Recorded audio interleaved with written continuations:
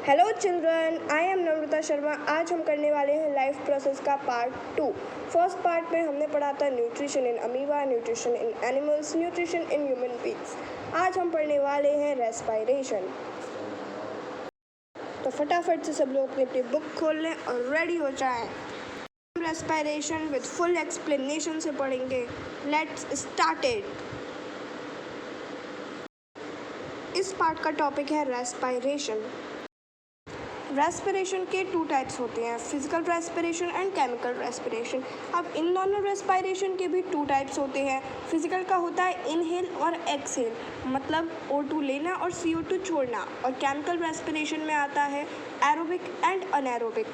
हम बात करते हैं फिजिकल रेस्पिरेशन की। In this process 2 process, inhale and exhale. In inhalation O2 is inhaled along with air to the respiratory organ. O2 of this air exchange with less oxygen and more CO2 exhaled out. मतलब हम respiratory organ के through oxygen लेते हैं, O2 लेते हैं और exhale करते हैं। क्या एक्सहेल करते हैं? CO2। इसमें होता है एक्सचेंज ऑफ गैसेस। नेक्स्ट आता है बायोकेमिकल रेस्पिरेशन, जिसे सेलुलर रेस्पिरेशन कहते हैं। ये रेस्पिरेशन सेल्स के अंदर होता है। ये 2 पार्ट्स हैं, aerobic and anaerobic. Aerobic mitochondria के अंदर होता है और इसमें इसके एंड प्रोडक्ट्स होते हैं CO2 एंड H। और एरोबिक ऑक्सीजन की प्रेजेंस में होता है, एनर्जी रिलीज होती है। अब हम बात करते हैं अनएरोबिक की। ये साइटोप्लाज्म में होते की ज़रूरत नहीं होती, कम रिलीज होती। ये था हमारा एरोबिक एंड एनारोबिक। अब हम आते हैं functions on human respiratory system. सबसे पहले नॉस्ट्रल्स। नॉस्ट्रल क्या होते हैं? जो हमारी नोज़ में प्रेजेंट होते हैं उसे हम कहते हैं नॉस्ट्रल। एयर यहाँ से जाती है, हम सक करते हैं। फिर आता है हमारे पास नसल पैसेज, जहाँ से ये चैनल मतलब एयर पास होती हुई जाती है नोज़ तक।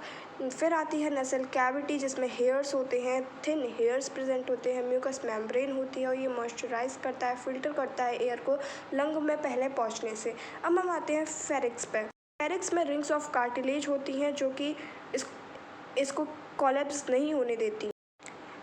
एयर में फेरिक्स में रिंग्स ऑफ कार्टिलेज होती हैं जो कि एयर को कोलैप्स नहीं होने देती। और लिरिक्स जो होता है ये वोकल कॉर्ड का हाउस होता है, ये पिच और वॉल्यूम को मैनिपुलेट कर वॉइस बॉक्स भी कहते हैं। अब हम बात करते हैं ट्रैकिया की। ट्रैकिया जो होता है वो लिरिक्स और ब्रॉन्ची को कनेक्ट करता है लंग से और ये प्रोवाइड करता है एयर फ्लो करता है। नेक्स्ट पॉइंट है ब्रोंकी। ये मेन पैसेज है जो कि लंग तक एयर को पहुंचाता है। O2 लंग तक जाती है और CO2 लंग से बाहर आती है। अब आते हैं ब्रोंचियोल्स पर। Bronchi get smaller when they reaches closer to lungs. Tissues are called bronchiole. मतलब ये छोटी होती जाती हैं जब ये लंग के पास जाती हैं और क्लोजर होती जाती हैं तो हम ब्रोंचियोल्स कहते हैं। यहीं से एयर पास होती हुई जाती है नोज़ और माउथ से लंग तक, एल्वियोली तक। अब एल्वियोली क्या होती हैं? ये हमारे सरफेस एरिया को बढ़ाती हैं। बैलून लाइक स्ट्रक्चर होता है, जैसी होती है, इन्हें हम एल्वियोली कहते हैं। अब आती हैं ब्लड कैपिलरीज जो कि O2 को ट्रांसफ़र करती हैं न्यूट्रिएंट्स को तक।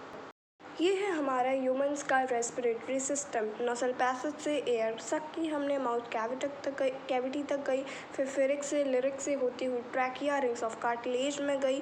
फिर इसके बाद ये ब्रोंकी ब्रोंचियल्स में डिवाइड हो गई जो कि लंग्स तक जाता है और ये फिर एल्वियोली में गई। और जो ये दिख रही हैं ये रिब्स हैं। और जब हम एयर को इनहेल करते हैं जो हमारी रिब्स होती हैं वो लिफ्ट अप हो जाती हैं और जब हम एक्सहेल करते हैं तो ये मूव डाउनवर्ड हो जाती हैं। के नीचे हमको डायफ्राम दिख रहा है। इसी के बगल में हमारे पास है एल्वियोली जो कि रेस्पिरेटरी ब्रोंक्यूल्स भी हैं। इन्हीं को हम कहते हैं बैलून लाइक स्ट्रक्चर। अब हम पढ़ते हैं मैकेनिज्म ऑफ ब्रीथिंग। इनहेल में चेस्ट कैविटी एक्सपेंड होती है और एक्सहेल में चेस्ट कैविटी कॉन्ट्रैक्ट होती है। इनहेलेशन में रिब्स लिफ्ट अप होती हैं और एक्सहेल में रिब्स मूव डाउनवर्ड होती हैं।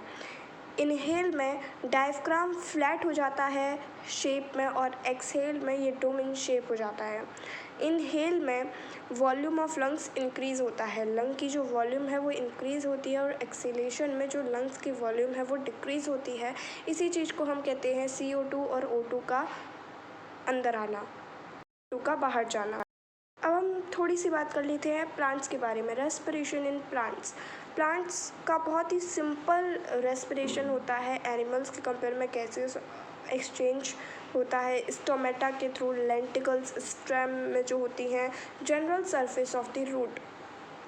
मतलब जो स्टोमेटा होता है उसी के थ्रू क्या होता है कि CO2 वो छोड़ते हैं, CO2 वो लेते हैं और O2 वो छोड़ते हैं। हमारा रेस्पिरेशन इन प्लांट्स बहुत ईजी टॉपिक था। अब हम बात करते हैं सेलुलर रेस्पिरेशन की। ये टेबल बहुत ही इम्पॉर्टेंट है, इसको याद कर लो एकदम अच्छे से। जो ग्लूकोज है 6 कार्बन मॉलिक्यूल, ये इन साइटोप्लाज्म में पायरुवेट में कन्वर्ट होता है, 3 कार्बन मॉलिक्यूल प्लस एनर्जी। अब इसके 3 सब पार्ट्स हैं, absence of oxygen, lack of oxygen और presence of oxygen. Absence of oxygen में ये ईस्ट में होता है, इसमें एथेनॉल, CO2 और एनर्जी होती है। इसमें 2 कार्बन मॉलिक्यूल होते हैं।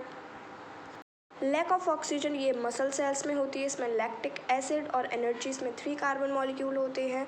और प्रेजेंस ऑफ O2 ये माइटोकॉन्ड्रिया में होती है, इसमें CO2 और H2O और प्लस एनर्जी होती है। इस टेबल को याद कर लो, सेलुलर रेस्पिरेशन है